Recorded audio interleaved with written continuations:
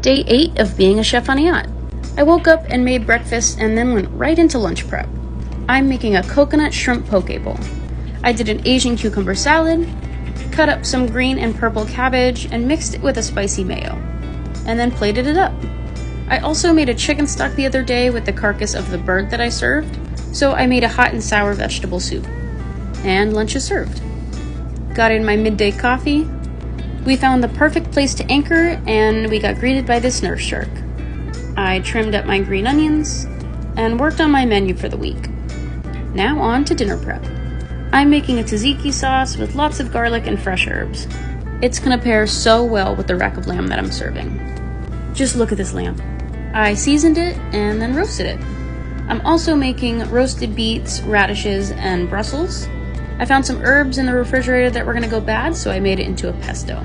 For cocktail hour, I serve burrata with tomatoes and drizzle on some balsamic vinegar and topped with basil. And for a cocktail, I made a Moscow Mule. Back to dinner prep. With the lamb, I'm serving pesto couscous, and dinner is served. The lamb was like stupid good. Cleaned up and said goodnight to the sharks. Bye, little chef.